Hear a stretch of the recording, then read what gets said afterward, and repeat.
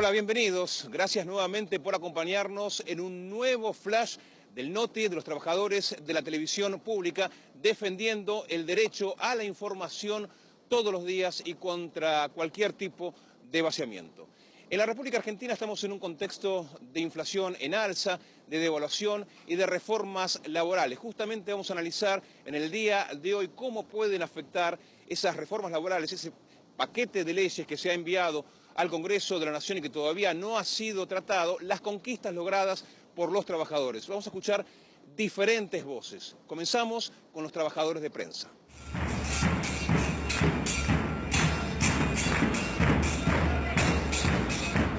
Lo que está haciendo el canal, en este caso respecto a los trabajadores de prensa, es desconocer la ley. El convenio colectivo es la ley de la actividad, en este caso de los trabajadores del noticiero. Y primeramente desconociendo cómo se paga el salario respecto de la jornada establecida por el convenio colectivo de trabajo, luego desconociendo ítems que se han venido pagando regularmente durante 15, 20 años, y eso ha ido reduciendo el salario del trabajador en casi un 50%. Por lo tanto, hay una primera ilegalidad que tiene que ver con el descuento nominal del salario, es decir, cobrar la mitad. Y luego hay una segunda etapa que es un descuento real del salario a través de la inflación. El ministro Lombardi se ha cansado de señalar de que la paritaria para este año es 0. Eso implica desconocer la realidad económica y, por lo tanto, entre el descuento del salario nominal más el real, que sería no actualizar por inflación, estaríamos con una remuneración del 30% de la normal y habitual que perciben los trabajadores de prensa en el canal. ¿Qué va a pasar con la reforma laboral, esta reforma que está dando vuelta y que se habla que puede entrar en el mes del Mundial o que se habla que ya están poniéndola, pero que obviamente lo único que hace es perjudicar al trabajador? Sí, una vez más, a pesar de que no hay condiciones para ninguna reforma laboral, no hay contexto social, no hay contexto político, por lo cual todos creemos que no va a tener posibilidad de ser sancionada en el Congreso, pero el gobierno intenta. Algunos convenios que podemos poner como paradigmas de flexibilidad por negociación en estos tiempos, como el de la actividad petrolera, o ahora con un intento de reforma laboral que tiene algunos aspectos muy censurables.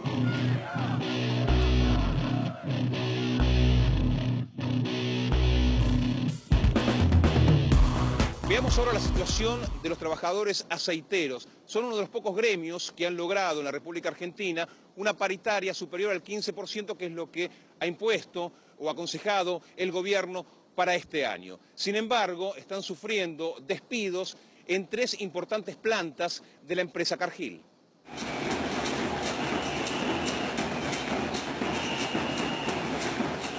Nosotros somos un sector que siempre hemos resistido el salario mínimo vital, hemos resistido la tercerización y hemos luchado a nivel de salud e higiene laboral. Imagínate los otros sectores que por ahí ya vienen más baqueteados, más golpeados, los sectores del Estado, los sectores docentes, la salud pública, y así varios sectores más. Si lo pueden quebrar a un sindicato como el nuestro, es poca la respuesta que le queda. O salimos todos juntos, o esperamos que algún ahorrista le toque el corralito y salga con una cacerola después. Nosotros somos otra cosa, los trabajadores somos otra cosa y somos los que estamos pagando esta política conservadora, porque ni siquiera es neoliberal, conservadora de transferencia, y esa fiestita la estamos pagando nosotros. Yo creo que es inviable. Es más, yo creo que ni siquiera tendríamos que hablar de discutir la reforma laboral. La reforma laboral, si viene, se tiene que ir.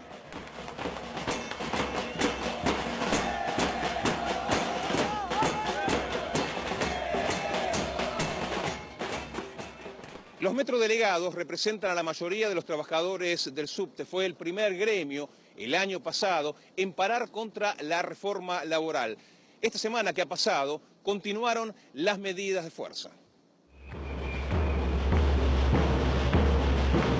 Nosotros creemos de que este gobierno, que se la da como muy duro con los trabajadores, donde le pone el techo a los trabajadores para que no puedan recuperar el poder adquisitivo que se viene perdiendo con la inflación. A la vez es muy blando con los grandes grupos concentrados de poder o con los que fugan capitales al exterior.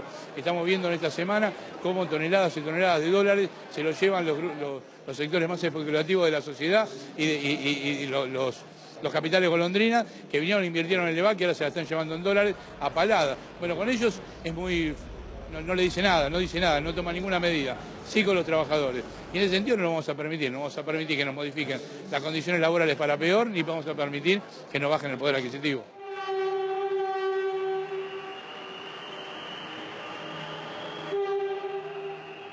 Es momento de hablar del sector público. ¿Cómo puede afectar el potencial y futuro acuerdo con el Fondo Monetario Internacional que está exigiendo medidas drásticas? Está claro que el gobierno nacional lo que busca con esta reforma laboral es barrer con los derechos, conquistas de la clase trabajadora, logrados y forjados a lo largo de los años, y se propone mediante esa ofensiva salir de una crisis que evidentemente no tiene retorno en el plano económico y que ahora más con el acuerdo con el Fondo Monetario Internacional se va a traducir en un ajuste muchísimo más brutal contra los trabajadores. Está más que claro que para los trabajadores, para las trabajadoras, la flexibilización no puede traer nada bueno, sino la pérdida de condiciones laborales, la pérdida de salario y para los empresarios más ganancias.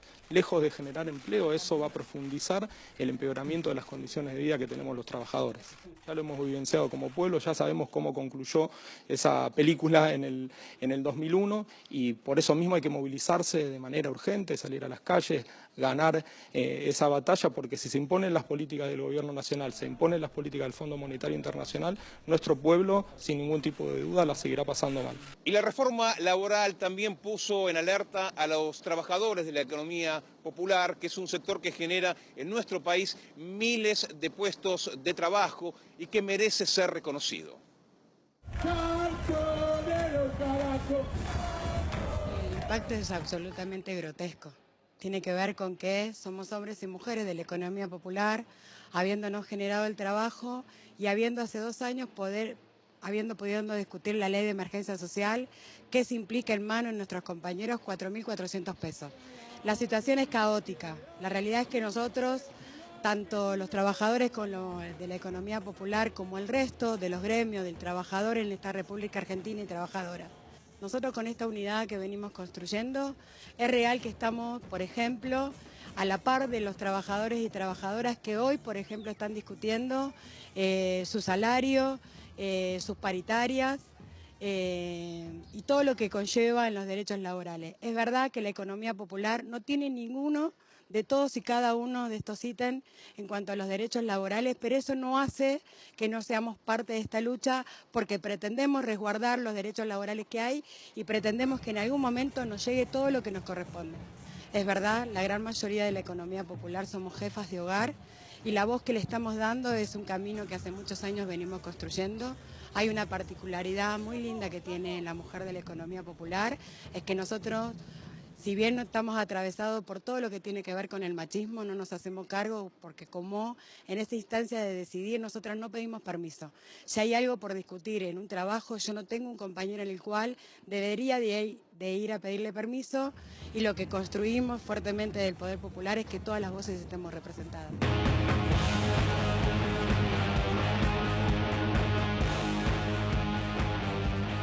Las leyes enviadas al Congreso de Reforma Laboral no son nuevas en la región, ya tienen antecedentes muy cercanos en Brasil y en Chile y antecedentes aún mayores en el viejo continente, en Europa, donde ya se conocen también las consecuencias de la aplicación de las mismas. Nosotros dialogamos justamente con un abogado laboralista español que nos da un panorama de cómo afectó la reforma laboral a los países de Europa.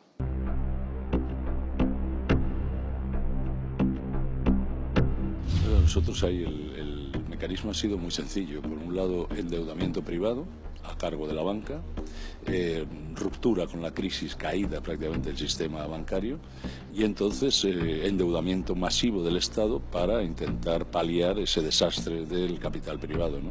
A partir de ese momento los estados sobreendeudados, que han sido todo el sur de Europa, tienen que en un momento dado pedir dinero para poder hacer frente a las inmensas tasas de interés crecientes de los mercados.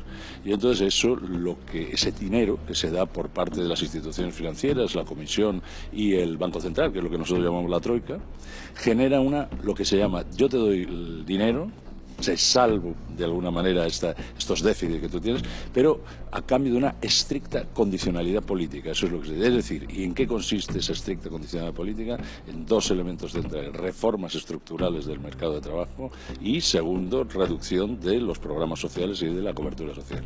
Por lo tanto, ¿qué es lo que se ha producido ahí? Unas reformas laborales que son reformas que, so pretexto de capear la crisis, lo que realmente está haciendo es poner las bases de la derogación de un sistema de derechos laborales.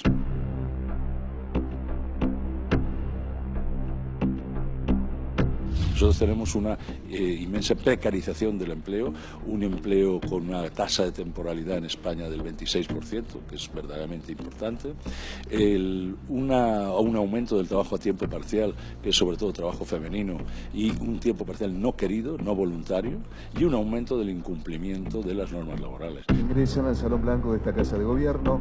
Señor presidente, me parece que el paralelismo está claro, ¿no? El paralelismo está claro en la medida en que es cierto que en Europa nosotros tenemos una arquitectura institucional más compleja, ¿no? Más complicada, pero yo creo que se puede hablar aquí o en Brasil, por ejemplo, que sí que ha sido una experiencia relativamente cercana y conocida, de algo muy común, ¿no?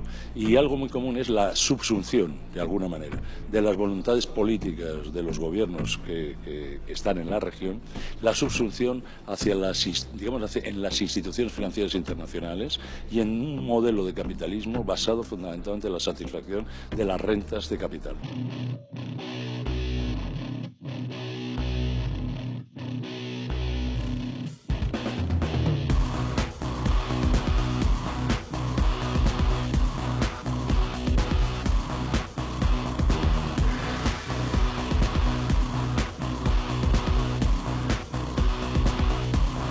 Los trabajadores de prensa de la agencia de noticias Telam realizaron una asamblea durante esta semana que está terminando. Allí denunciaron vaciamiento, ajustes y casos de censura. Trabajadoras y los trabajadores de Telam estamos afrontando un dramático proceso de ajuste que es común en todos los medios públicos, que tiene un doble movimiento. Por un lado, el deterioro de las condiciones materiales del trabajo. Anteayer también se dio otro episodio con un fallo de la Cámara Federal que revocó un sobrecimiento del ministro Hernán Lombardi, de la época que era ministro de Turismo. Una noticia que fue publicada por todos los medios, incluso los que son afines al gobierno. Telam no lo publicó, la Asamblea se levantó también contra ese hecho, lo denunció públicamente. Y la presión social, la presión de las redes sociales, la solidaridad de los trabajadores de los medios públicos y de todas las redacciones logró que quebráramos el silencio de la empresa y que ese material finalmente se publicara, pero es una pelea que tenemos que dar día a día en la defensa del servicio. En el final queremos repudiar la represión que sufrieron los trabajadores de Cresta Roja en los últimos días y también celebrar la reincorporación de 171 mineros de Río Turbio, que luego de 4 meses de lucha lograron conservar sus puestos de trabajo. Gracias por acompañarnos en este nuevo flash del Noti y los trabajadores de la televisión pública, trabajadores de prensa. Hasta la próxima.